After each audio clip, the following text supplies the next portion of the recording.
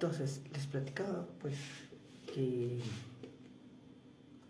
pues, no tiene nada que ver realmente con estas dos personalidades tan importantes con las que nos enfrentamos en la educación primaria y secundaria.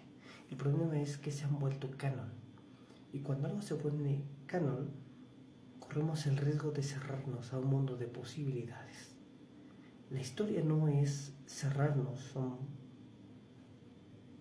a dos puntos de ver las cosas. Por la simple y sencilla razón que cuando estamos estudiando la historia te estás topando con gente que ya ni siquiera está incluyéndote a ti. Entonces, pues, debo de confesar, respetando la autoridad que Miguel Matos Moctezuma tenga en la impartición del conocimiento prehispánico aquí en México, y que sus trabajos han dado pie a formar cierta escuela en México, definitivamente yo no estoy ahí. Yo no estoy ahí por el simple y sencillo hecho pues de que yo no estoy viviendo en ese mundo, ni él tampoco,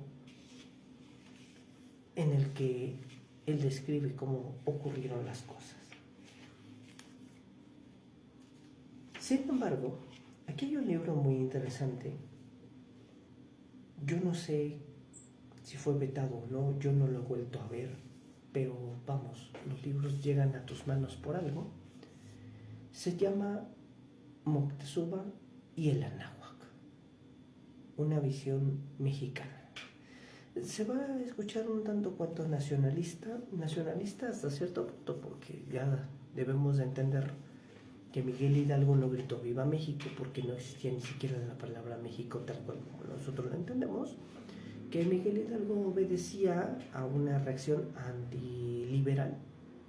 Aquí todos éramos conservadores, lo que ahora se conoce como conservadores, y Miguel Hidalgo no quería la independencia porque era perder sus títulos, tierras, criados y todo lo demás, posesiones. Entonces,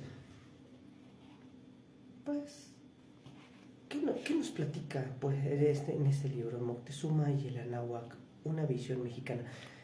Yo sé que 10 minutos no van a dar, pero definitivamente no tiene nada que ver con lo que nos enseñan en la primaria y la secundaria, y es muy bueno porque nos permite tener una apertura más completa. No puedes tener un criterio si no tienes dos opiniones. Si tú vas a tener un solo punto de vista a partir de una sola cosa que oyes, no estás teniendo pensamiento crítico. Es lo que ahora dicen, que te están adoctrinando. Por ponerlo así todavía más salvaje, estudiar a ciegas Hernán Cortés y Miguel Matos Moctezuma. A veces me confundo si es Manuel Miguel, pero Matos Moctezuma, es adoctrinamiento, porque nada más están confinando a pensar de una sola forma de cómo ocurrieron las cosas, que a lo mejor ni siquiera fueron así, porque el doctor ni siquiera tampoco estuvo allá. Entonces, pues es debatible su palabra en última instancia. ¿Por qué no le debatimos la palabra Matos Moctezuma? ¿Qué es lo que yo pretendo hacer con este libro de Moctezuma y el Anáhuac? La sociedad en el Anáhuac. Los mexicas o Tenochca no tenían un sistema monárquico como pensaban los españoles. El máximo gobierno de la sociedad era el Tlatoc, o sea, el consejo, que tenía dos funcionarios principales: el Tlatoani, el que habla, y el Cihuacotl, la mujer serpiente. El poder era dual. En Tlaxcala, por ejemplo, a la llegada de los españoles, que bueno, aquí sabemos que no son españoles, son iberos o bueno, castellanos, porque España todavía no existía.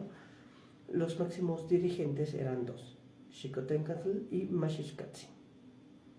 Esta misma dualidad sucedía en el ejército, que era encabezado por el Tlacatecatl y el Tlacotlachtl, y el nivel religioso por dos sacerdotes principales, uno al servicio de Huitzilopochtli y otro al servicio de Tlaloc.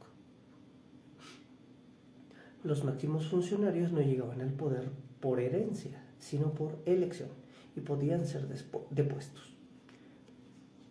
Para elegir al Tlatoani se reunían los miembros de un clan que habían venido dedicándose y preparándose para la tarea política. Todos descendientes del primer Tlatoani, Acamapichtni, y se elegía al de mayores méritos. El tótem representativo de este importante clan era el águila. Aquí voy a tocar un punto muy interesante. La palabra tótem, tal cual no existía aquí en Mesoamérica, esta es una introducción como término. Tótem lo vamos a encontrar en un trabajo de Levi Strauss, el antropólogo Levi Strauss, acerca de el totemismo. Lo que vamos a encontrar normalmente en los grupos del norte, los grupos nativoamericanos del norte, de Estados Unidos, lo que hoy es Estados Unidos, hacia Canadá, la figura del tótem, que no es propiamente la figura, sino la entidad que representa el mana. Hay que estudiar a Levi Strauss para eso. Así se llama el libro de Levi Strauss, el totemismo y la actualidad. Y el hecho de decir que la figura que está ahí en el centro, esa que conocemos de madera con símbolos de animales, que es el tótem, no es un error de interpretación. Ya después buscaré el libro del totemismo en la actualidad para que revisemos esa definición de lo que es el tótem. La sucesión de los tlatanime mexicas no iba necesariamente de padre a hijo, sino también entre hermanos y de tíos a sobrinos. Por ejemplo, Moctezuma sucedió a su tío Ahuizotl. En Tlatoani Tizoc era hermano de su antecesor Axayacatl. A Moctezuma lo sucedió su hermano Cuitláhuac y luego fue electo su sobrino Cuauhtémoc. La familia monogámica no existía tal cual, estaba estructurada en clanes o calpulti. El calpuli era la base social en que los habitantes se congregaban por lazos familiares, es decir, subsistía la sociedad gentilicia en la cual el principio de organización es el clan y no la división territorial. Los clanes se basaban en relaciones familiares. De ahí que los españoles cometieran un error al confundirlos con barrios donde la gente se reunía fundamentalmente por su actividad económica. En los clanes la familia no era monogámica y aunque ya existía la pareja, esta tenía características distintas. La pareja no excluía las relaciones sexuales con miembros de otro clan. Los hombres, además de la esposa principal, tenían otras mujeres. Cada ser humano tenía derecho a relacionarse con miembros de otros clanes. Los representantes de las tribus eran quienes consumaban estas alianzas matrimoniales.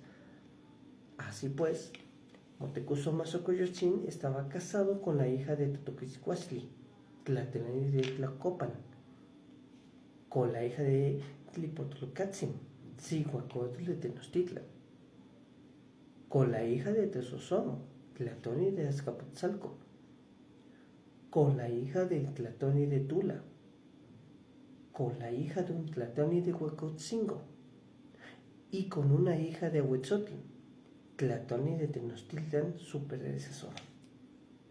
Y si quieren las fuentes, aquí directamente nos dice Ignacio Romero Vargas, la organización política de los pueblos de la Náhuac, México 1957.